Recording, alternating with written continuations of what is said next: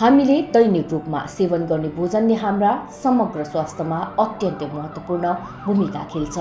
खानाले हाम्रो शरीरको वृद्धि र विकासमा मद्दत गर्नुका साथै शारीरिक तन्दुरुस्तीका लागि आवश्यक ऊर्जा प्रदान गर्दछ।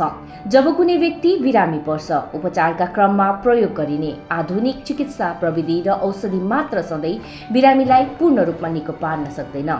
यसका लागि बिरामीले प्राप्त गर्ने पोषणयुक्त आहारको भूमिका निर्णायक हुन्छ।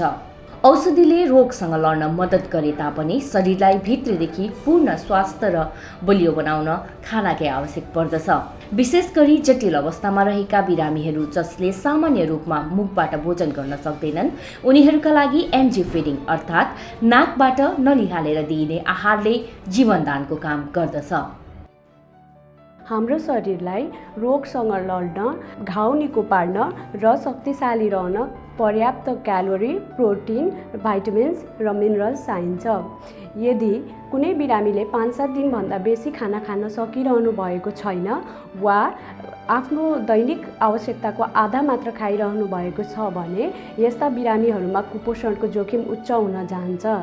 त्यसैले यस्तो अवस्थामा एनजी फिडिङले हाम्रो शरीरलाई निरन्तर क्यालोरी, प्रोटिन, भाइटामिन र मिनरल्स उपलब्ध गराउँछ। हाम्रो यस अस्पतालमा एनजी फिडिङ डायटिसियनहरूको निगरानीमा गरिन्छ। हामी डायटिसियनहरूले बिरामीको तौल, रोगको अवस्था र ल्याब रिपोर्ट हेरेर उहाँहरूलाई कति क्यालोरी र प्रोटिन चाहिन्छ त्यो एस्टिमेट गर्छौँ र उहाँहरूलाई कुन फिडिङ कति मात्रामा दिने भनेर निर्धारण गर्छौँ।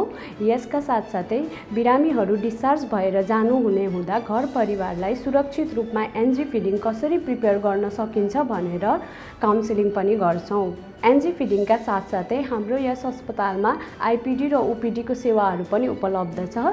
आइपिडी अन्तर्गत हामीले यस अस्पतालमा एडमिट हुनुभएका सम्पूर्ण बिरामीहरूको रोग र उहाँहरूको तौलको आधारमा उहाँहरूलाई क्यालोरीहरू रिक्वायरमेन्ट क्याल्कुलेट गरेर डाइट चार्ट प्रोभाइड गर्छौँ भने ओपिडीमा चाहिँ विशेष गरी स्वास्थ्य प्रवर्धनका लागि विशेष पोषण परामर्श दिइन्छ।